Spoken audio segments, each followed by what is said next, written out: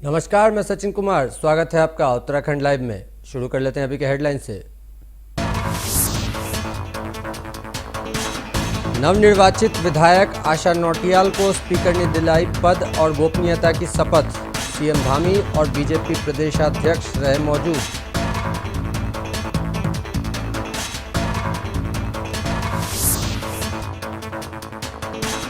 CM Dhami ने speaker के साथ किया विधानसभा भवन में चल रहे निर्माण कार्यों का अवलोकन।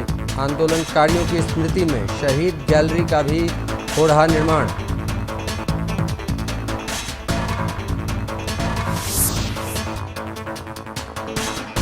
ठंड बढ़ते ही अलर्ट हुई धामी सरकार। शीतलहर से बचाव के लिए स्वीकृत किए 1,35,00,000। पौड़ी गढ़वाल को 15 और बाकी जिलों को मिलेंगे 10-10 लाख रुपए।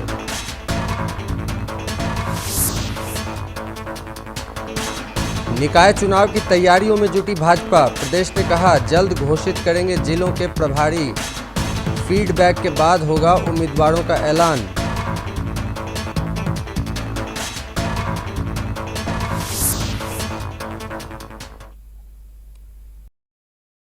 खबरें विस्तार से।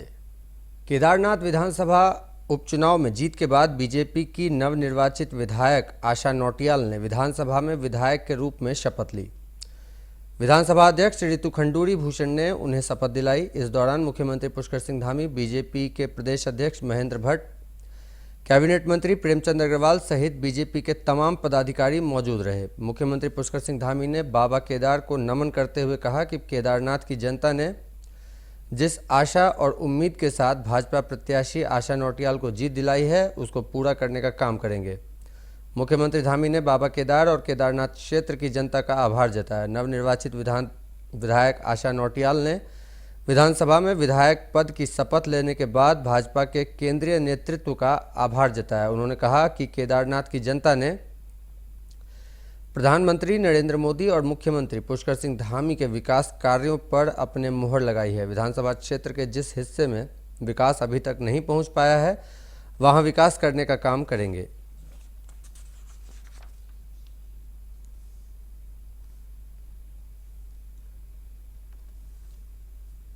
समस्त केदारनाथ विधानसभा के प्रिय मतदाताओं का, जनता का, कार्यकर्ताओं का, युवाओं का और मातृशक्ति का, वृद्धों का बहुत आभार व्यक्त करती हूँ, धन्यवाद देना चाहती हूँ।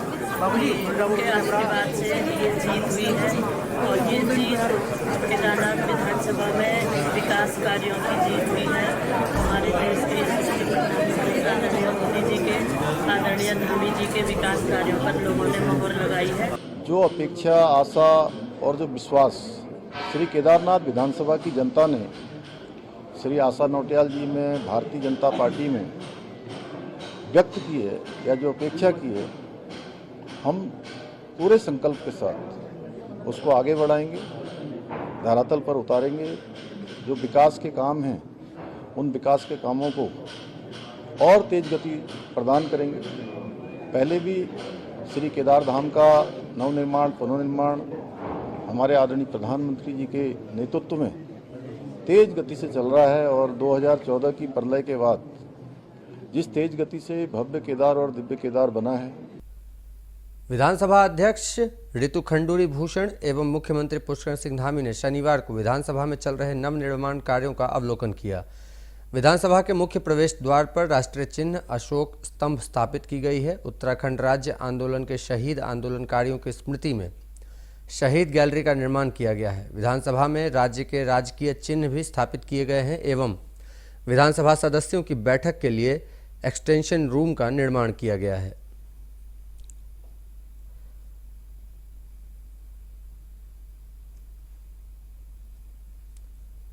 मुख्यमंत्री पुष्कर सिंह धामी ने शीतलहर के बचाव हेतु अलाव जलाए जाने व कंबल वितरण के लिए हर वर्ष की तरह इस वर्ष भी प्रदेश के समस्त जनपदों में से 12 जनपदों को 10-10 लाख रुपए और पौड़ी गढ़वाल को 15 लाख यानी कुल 1,35,00,000 रुपए की स्वीकृति प्रदान की है।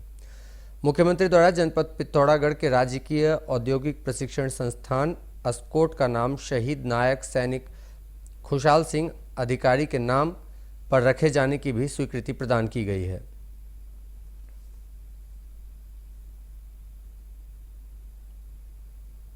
उत्तराखंड बीजेपी निकाय चुनाव की तैयारी में जुट गई है। बहुत जल्द निकाय चुनाव के मद्देनजर सभी जिलों के प्रभारी भी घोषित कर दिए जाएंगे। भाजपा प्रदेश अध्यक्ष महेंद्र भट्ट का कहना है कि निकाय चुनाव को लेकर भाजपा पूरी तरीके से तैयार है और प्रदेश के सभी नगर निगम को जीतने के लिए तैयार है। हालांकि प्रत्याशियों के चयन को लेकर सभी जिलों से फीडबैक लिया जाएगा, उसी के आधार पर प्रत्याशी चयन होगा। दावेदारों को लेकर भाजपा पहले ही सभी जिलों से फीडबैक ले चुकी है। ये माना जा रहा है कि जनवरी के दूसरे सप्ताह तक प्रदेश में निकाय चुनाव संपन्न हो जाएंगे।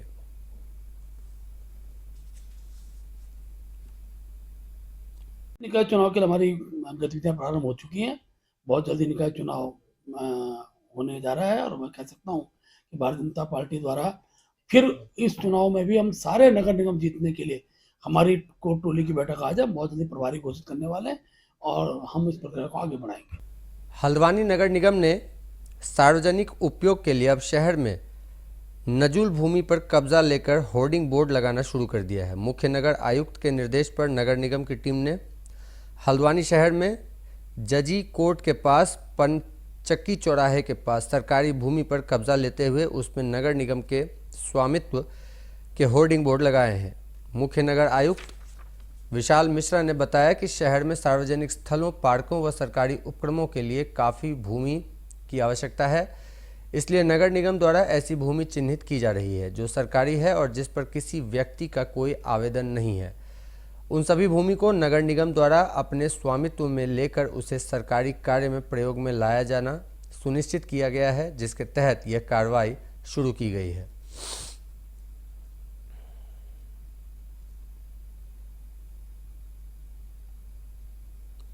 देखिए, सार्वजनिक उपयोग के लिए जमीनों की आवश्यकता है, जैसे कूड़ा घर बनाना है, ट्रांसफर स्टेशन बनाना, MRF सेंटर बनाना, इसके अतिरिक्त आंगनवाड़ी केंद्र बनाना, पार्किंग बनाना। इसके लिए ज़मीनों का विश्लेषण किया गया। नगर निगम हल्द्वानी काठगोदाम क्षेत्र अंतर्गत जो भी ज़मीनें थी और जो भी ज़मीनें भी सरकारी ज़मीनें हैं जिन पर किसी व्यक्ति द्वारा किसी भी तरीके का कोई आवेदन नहीं किया गया है, उसकी एक लिस्ट बना करके ज़मीनों को व्यापक जनहित में आम जनमानस के उपयोग के लिए बनाए जाने वाले स्ट्रक्चर के लिए इन ज़मीनों को नगर निगम अपने आधिपत्य में ले रहा है। अभी तक 2 ज़मीनों पर इस तरीके की कार्रवाई की गई है और बाद में यदि किसी का कोई पक्ष उसमें आता है तो उसको पक्ष को भी सुना जा रहा है। तो जो भी प्रक्रिया है वो नियमानुसार की जा रही है और आगे भी इस तरीके की कार्रवाई जारी रहेगी ताकि हम आम जनमानस को। नैनीताल पुलिस ने खोए हुए मोबाइल फ़ोनों की बरामदगी में एक और बड़ी सफलता हासिल की है। वरिष्ठ पुलिस अधीक्षक प्रहलाद नारायण मीना के निर्देश पर गठित मोबाइल रिकवरी सेल ने देश भर के विभिन्न राज्यों से कुल 160 मोबाइल फ़ोन बरामद किए हैं। इनकी अनुमानित कीमत 29,60,000 है। मोबाइल रिकवरी सेल की यह कार्रवाई शिकायतकर्ताओं के प्रार्थना पत्रों के आधार पर शुरू की गई थी।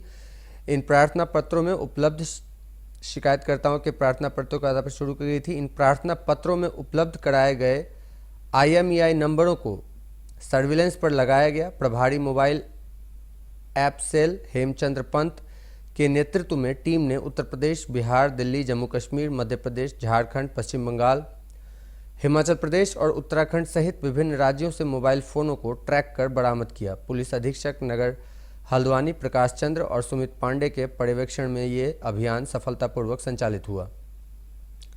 टीम ने जनवरी 2024 से अब तक कुल 404 मोबाइल फ़ोन बरामद किए हैं, जिनकी अनुमानित कीमत 74,74,000 है। वरिष्ठ पुलिस अधीक्षक ने इस सफलता का श्रेय मोबाइल रिकवरी सेल और Nainital police mobile app team को दिया। ये टीम आम जनता के खोए हुए मोबाइलों को वापस लौटाने में न केवल तत्पर है बल्कि तकनीक का बेहतरीन इस्तेमाल करके अपनी क्षमता को साबित कर रही है।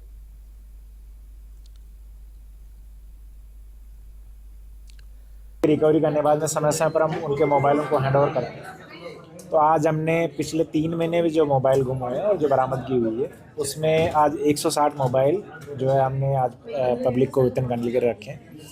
और अगर वर्ष 2024 में देखा जाए तो अब तक हमने पूरे साल भर में 404 मोबाइल जो है इस तरीके से बरामद किए गए हैं, जिनकी कीमत लगभग 75 लाख रुपए के आसपास की। देखिए, कुछ मोबाइल 2023 के हमारे पास पड़े हुए हैं जो गुमशुदा ने हमारे यहाँ रिपोर्ट दी, लेकिन बाद में उन्होंने शायद अपना जो मोबाइल नंबर वो बदल लिया है। तो उनका मोबाइल तो हमारे पास है लेकिन उससे संपर्क नहीं हो पा रहा है। तो हम नैनीताल की जनता से अनुरोध करना चाहते हैं कि अगर किसी का मोबाइल यहाँ खोया और उन्होंने अगर मिसिंग रिपोर्ट लिखवाई थी तो एक बार आके वो पुलिस कार्यालय में संपर्क कर लें, हो सकता है उनका मोबाइल बरामद होने बाद में हमारे। शिक्षा मंत्री डॉक्टर धन सिंह रावत ने विधानसभा स्थित कार्यकाल कक्ष में विभागीय अधिकारियों की बैठक ली। इस दौरान उन्होंने जरूरी दिशा निर्देश दिए हैं। बैठक में कई अहम बिंदुओं पर विस्तृत चर्चा कर उन्होंने विभागीय अधिकारियों को जरूरी निर्देश दिए हैं। बैठक में प्राथमिक शिक्षकों, एलटी शिक्षकों एवं प्रवक्ताओं के पदों पर जल्द नियुक्ति देने, छात्र छात्राओं को समय पर पाठ्य पुस्तकें उपलब्ध कराने, भारत दर्शन योजना के तहत छात्रों को शैक्षणिक भ्रमण पर ले जाने के निर्देश भी अधिकारियों को दिए गए हैं। केदारनाथ विधानसभा उपचुनाव जीतने के बाद केदारनाथ की नवनिर्वाचित विधायक आशा नौटियाल जन जन तक सरकार की योजनाओं को पहुंचाने के प्रयास में जुट गई है। आशा नौटियाल ने कहा कि यह जनता का आभार व्यक्त करती है। इसके साथ ही वह अब जन जन तक सड़क, बिजली, पानी और शिक्षा की सुविधा को पहुंचाने की कवायद में जुट गई है। इसके अलावा सरकार की योजनाओं से क्षेत्र की जनता को लाभान्वित करना है। और प्राथमिकताएं हमारी जहां सड़क नहीं है, पानी नहीं है, बिजली नहीं है, कुछ हमारी बड़ी योजनाएं हैं जो शिक्षा, स्वास्थ्य और चिकित्सा की हैं, उनको सभी चीजों को वहां पे प्राथमिकता के साथ मेरी प्राथमिकता रहेंगी कि वो सारी सुविधाएं वहां केदारनाथ विधानसभा में हो। और भी मतलब शिक्षा के क्षेत्र में भी कुछ बड़े काम वहां पर हो, ऐसी हमारी प्राथमिकताएं हैं। उत्तराखंड पुलिस खुद को जितना स्मार्ट बनाने में जुटी है, उसके सामने चुनौतियां भी उतनी ही मुंह बाए खड़ी है। उत्तराखंड पुलिस के नए डीजीपी दीपम सेठ की माने तो फोर्स में कुछ बदलाव जरूर किए गए हैं, लेकिन परिस्थितियों के अनुरूप पुलिस का बेहतर रिजल्ट सामने आया है। डीजीपी दीपम सेठ ने कहा कि भविष्य की चुनौतियों के भी पुलिस खुद को तैयार कर रही है। आपको बता दें कि वर्तमान में पुलिस के सामने सबसे बड़ी चुनौती बढ़ता साइबर अपराध है, जिससे जनता को बचाना है। बदलाव की जहां आवश्यकता जब जब महसूस होती है तो वो होता है। कई चीजें जो अच्छी और police force by itself dynamic, जो चैलेंजेस हैं, जो आज जिस तरह से आप डील कर रहे हैं, तो उस तरह से आप अपने आप को अडेप्ट करते हैं। तो इस तरह के लिए हम लोग ट्रेंड है और इस तरह की हमारी थिंकिंग है कि जो समय समय पर जो चुनौतियां आए उसके हिसाब से। उत्तराखंड में होने वाले नगर निकाय चुनाव के लिए राज्य निर्वाचन आयोग ने सभी तैयारी पूरी कर ली है। राज्य निर्वाचन आयोग के सचिव राहुल कुमार गोयल ने देहरादून के रिंग रोड स्थित कार्यालय में कहा कि निकाय चुनाव के राज्य निर्वाचन आयोग तैयार है। आयोग ने सभी तैयारी पूरी कर ली है। 102 नगर निकायों में मतदान की प्रक्रिया होनी है, इसके लिए मतदाता सूची तैयार है। उत्तराखंड शासन से जैसे ही आरक्षण की प्रक्रिया पूरी होगी, राज्य निर्वाचन आयोग आगे की कार्रवाई शुरू करेगा। देखिए, राज्य निर्वाचन आयोग की संपूर्ण तैयारियां हो चुकी हैं। 102 निकाय जो हैं उन सभी की वोटर लिस्ट हमारी अद्यतन है, बिल्कुल तैयार है। शासन स्तर से जैसे ही हम लोगों को आरक्षण विभिन्न पदों का प्राप्त हो जाएगा तो हम चुनाव की प्रक्रिया को आगे बढ़ेंगे। उत्तराखंड में नगर निकाय चुनाव दिसंबर महीने में होने की संभावना है। इसके अनुसार शहरी विकास विभाग और राज्य निर्वाचन आयोग ने अपनी तैयारी तेज कर दी है। राज्य के शहरी विकास मंत्री डॉक्टर प्रेमचंद अग्रवाल ने बताया कि ओबीसी आरक्षण संबंधी अध्यादेश को राजभवन से जल्द मंजूरी मिलने की संभावना है। राजभवन से मंजूरी मिलने के बाद सरकार निकाय चुनाव के कार्यक्रम को जारी करेगी। वहीं शहरी विकास मंत्री के जल्द निकाय चुनाव कराने के दावे को कांग्रेस ने हवा हवाई बताया है। कांग्रेस प्रदेश अध्यक्ष करण महाड़ा ने कहा कि सरकार के दावे पर हमें भरोसा नहीं है। पिछले 1 साल से सरकार निकाय चुनाव कराने का दावा कर रही है, लेकिन अब तक सरकार ऐसा नहीं कर पाई है। आपको बता दें कि प्रदेश के 100 नगर निकायों का 5 वर्ष का कार्यकाल पिछले साल 2 दिसंबर 2023 को खत्म होने के बाद इन्हें प्रशासकों के हवाले कर दिया गया था।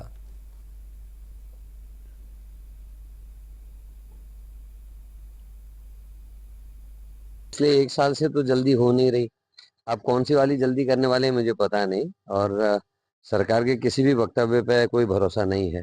लगातार जिस तरीके से टाला जा रहा है, आरक्षण की बात क्लियर नहीं की जा रही और चीजें नहीं है, तो इसलिए अभी कुछ कहा नहीं जा सकता। अभी हमारा आरक्षण का जो होना है उस पर हमारा अभी मंथन चल रहा है, और माननीय राज्यपाल जी के पास जो हमारी ओबीसी आरक्षण को लेकर फाइल गई है वो भी अभी वहाँ लंबित है। जैसे ये सब होगा उसके बाद चुनाव करें। दून अस्पताल में आयुष्मान योजना में आ रही अड़चनें जल्द दूर होंगी। दरअसल राज्य स्वास्थ्य एजेंसी यानी कि एसएचए टीम की दून अस्पताल पहुंची थी। टीम के सदस्यों ने अस्पताल प्रबंधन के साथ बैठक कर आयुष्मान को लेकर उत्पन्न हो रही सभी समस्याओं को निस्तारण के लिए वार्ता की। एसएचए की ओर से आयुष्मान योजना के तहत उपचार लेने वाले मरीजों के लिए तय की गई कुछ नई गाइडलाइन के बारे में भी बताया गया।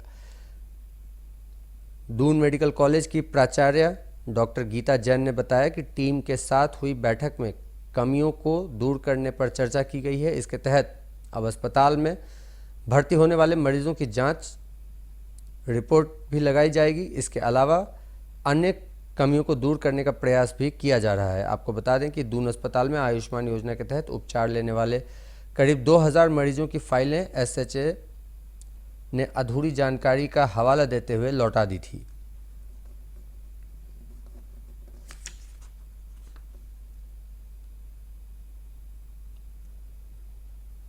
क्या उन अड़चनों को दूर किया जाएगा और किन किन मुद्दों को लेकर के आपकी चर्चा हुई है? एसएचए की टीम से हम लोग की वार्ता हुई और जो जो उन्होंने कमियां बताई उन सबको दूर करने की कोशिश करी जा रही है।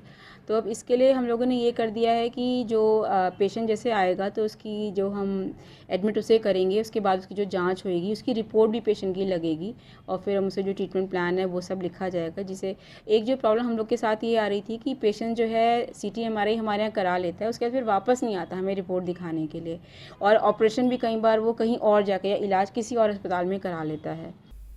उत्तराखंड में सिलक्यारा टनल की घटना को 1 साल पूरा हो चुका है, जिसमें सभी श्रमिकों को सकुशल बाहर निकाला गया था। इस घटना में फंसे हुए श्रमिकों को बाहर निकालने में प्रदेश के मुख्यमंत्री धामी का बहुत बड़ा योगदान था। वहीं उत्तराखंड के राज्यपाल ने भी मुख्यमंत्री की तारीफ की। तो वहीं प्रदेश में आपदा हो या कोई अप्रिय घटना जिस पर प्रदेश के मुखिया की हर जगह नज़र रहती है, प्रदेश महामंत्री आदित्य कोठारी का कहना है कि मुख्यमंत्री धामी प्रदेश के हितों में कार्य करते, जिसकी वजह से धामी जी एक लोकप्रिय नेता हैं। चाहे वो कोई भी आपदा हो, धामी जी आपदा से निपटने के लिए तत्पर तैयार रहते हैं और हर घटना पर नज़र बनाए रखते हैं।